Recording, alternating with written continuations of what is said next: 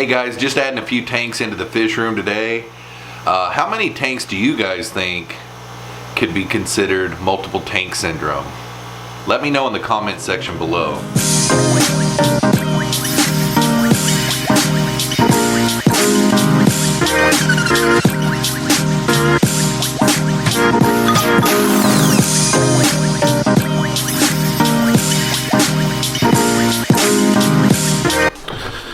Alright guys, getting ready to set up these two 30-gallon tanks that I've been talking about in the new fish room here. And I thought I'd do some filter maintenance and filter figuring out, I guess if that makes sense. Because whenever you have a great big giant fish room and you step down to maybe I'll have 6 or 7 tanks altogether, it gives you a big variance of different filtration that you can use.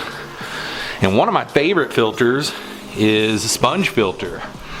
They're really easy maintenance. I just got done doing some maintenance on these bad boys just a little bit ago, and I've still got probably 40 or 50 more. It'd be really nice once I get my shelving in here to have some that are clean, and then I can just swap them out real quick on maintenance day or something. I don't know, kind of fun. You know, sponge filters are bad to the bone. It's really nice because I've just got that Gemco pump up there and this little air bar, and I can run up to 18 different filters on it, sponge filters. That's only one thing plugged in. I like that. I also do like hang on the back filters. I've got tons of these. I ended up with 5 Aqua Clear.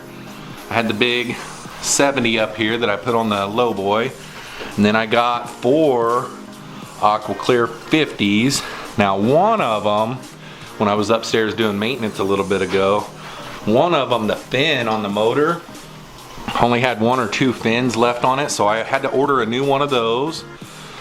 Other than that, they just needed to be cleaned up, so I scrubbed them up really good. I started packing them full.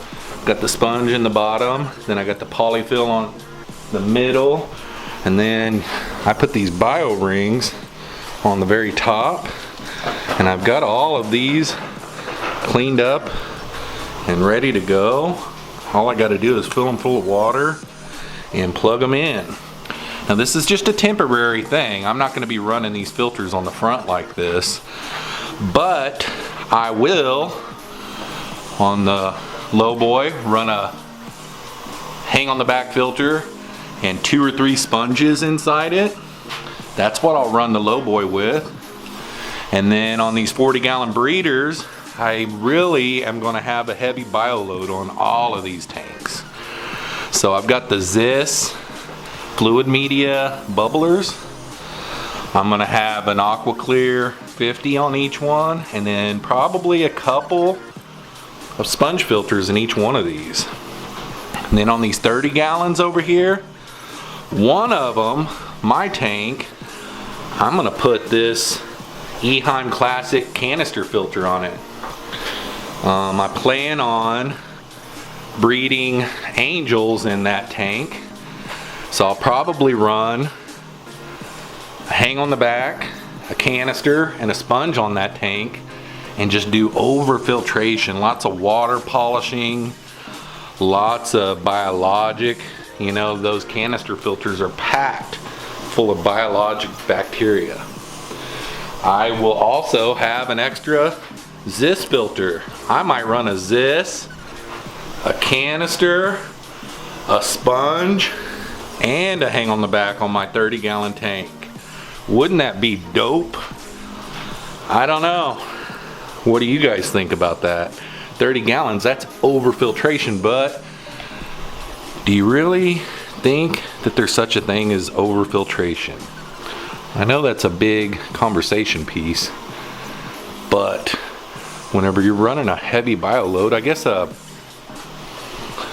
breeding stock of angels wouldn't be a heavy bio load.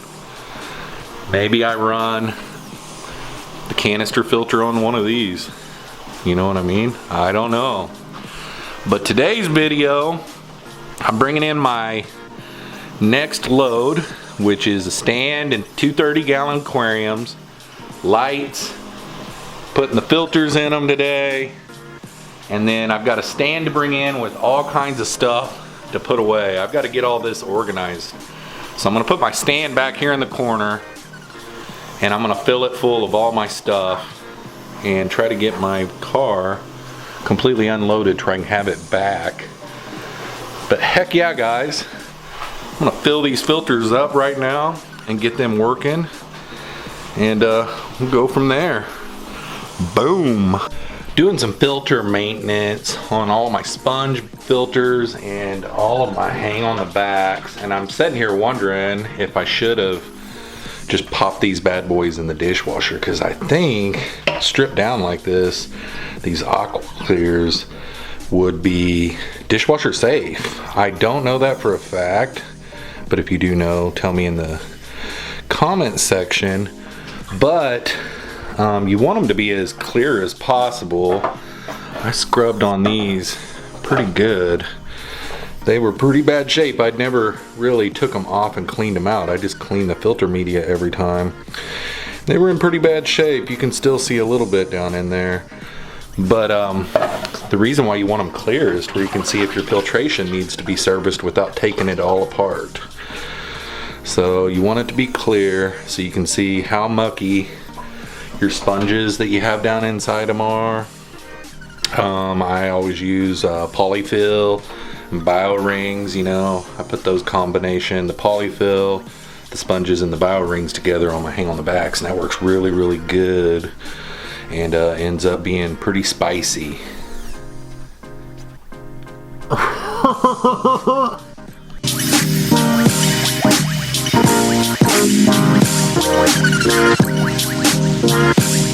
It's really hard to beat these aqua clears, guys. They just are battle tested. You can pack them full of media, filter media, and then you can also see through them to see if they need to be changed or cleaned or maintenance needs to be done on them.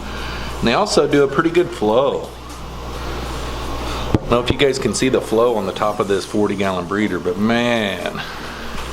Another thing that I still got to do is I got to hang my lights up. I always zip tie them to the boards on the bottom of the stand. Another thing that Phoebe and I was talking about last night was I really need to paint these stands. Sorry about the lighting in here. I got to get something figured out on that so you guys can't really even see, but these gray block stands, that's the only problem with them. I got one at my house that I used to have the 50-gallon lowboy on that I did paint. I painted all the boards and painted all of the blocks, and it really looks nice. It's just so much work. So much work. And you pretty much got to have the tanks off of it to do them, and you got to have the block stand taken apart.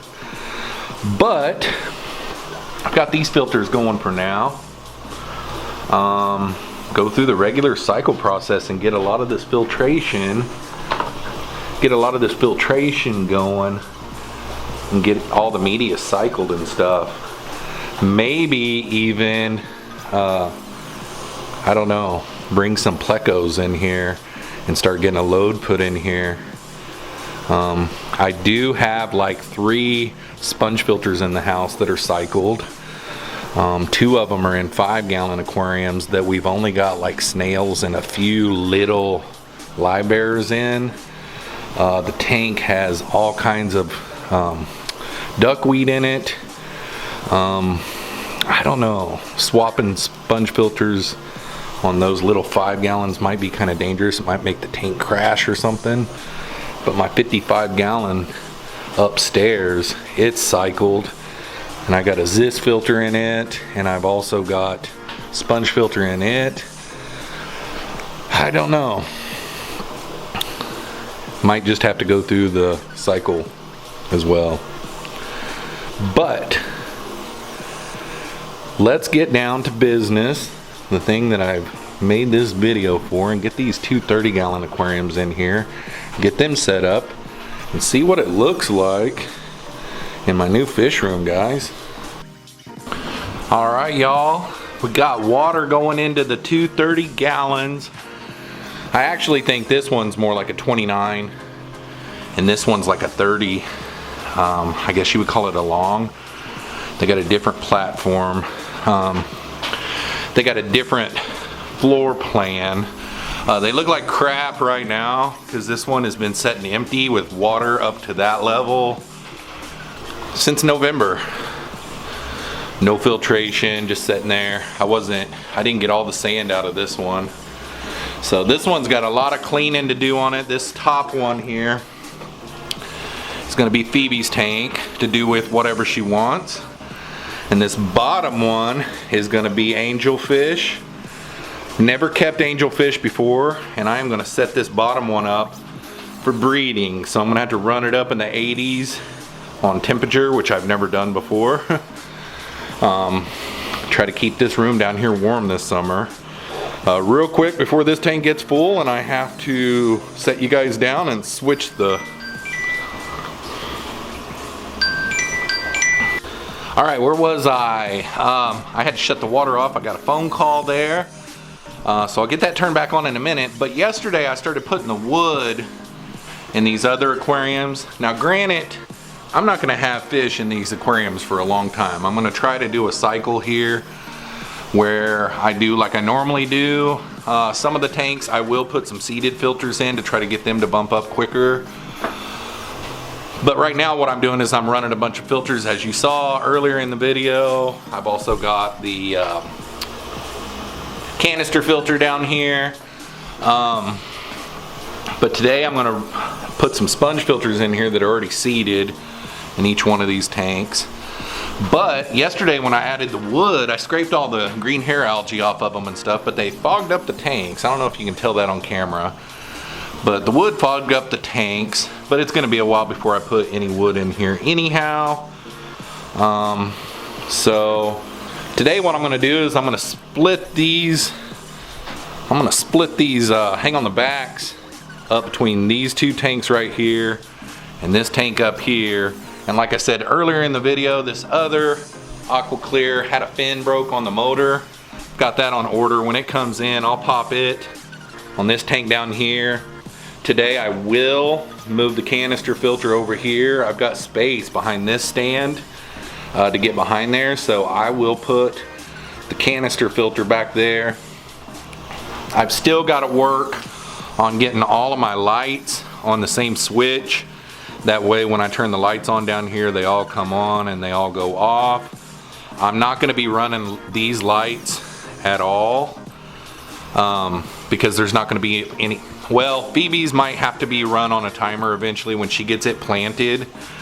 But these others aren't gonna have plants in them. I'll run my 300 gallon on a timer for the lights. But these others I wanna be able to turn on when I'm feeding or doing maintenance and turn off when I'm not in here. And Phoebe's and the 300 gallon that will have plants in it, they'll be on timers. But I'm gonna finish this up right here and I'll check in at the end, and that should be it for today's video, y'all. What is up, y'all? Figured I would come in one last time and show you guys. These tanks have been set up for a couple weeks now. As you can see, this top one is looking tons better. I got some pearlweed in there, a little java fern in there, got some wood in there, and that top one. Trying to get this filter seated up here. I do have some plecos in this one down here.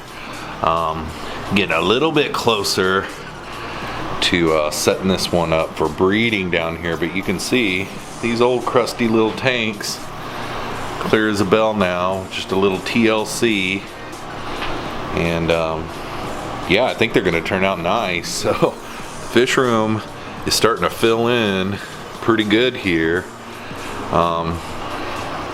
One thing that I'm really glad about is the fish room is kind of small, so I won't be able to add more tanks. I mean, a person with MTS could, but I don't want to. I want to keep my maintenance low, you know? But look at how the color of that tank is different than those two. I think that Mopani is still leaching out some tannins. That's what I think, because you can tell. I mean, I do have some plants floating around in there. My planted aquarium upstairs is getting really full, and I had to pull some plants out and put up here. But sorry I didn't upload last week, guys. I've got tons of videos in the can. I've got like 4 more videos in the can to be made, so just couldn't get this one couldn't get this one uploaded in time for last week. So make sure and stay tuned though, because we got the sump video coming up. I've got a summer project video that you guys saw on my live stream the other day. I got that coming up, tons of videos coming out of that. And then I've also got some unboxing videos coming up. I've got some plants, all kinds of different stuff I've been unboxing. So got a couple unboxing videos headed your way. So hopefully you guys enjoyed today's video, and all you multiple tank syndrome people, tell me in the comments section, how many tanks does it take to be considered MTS?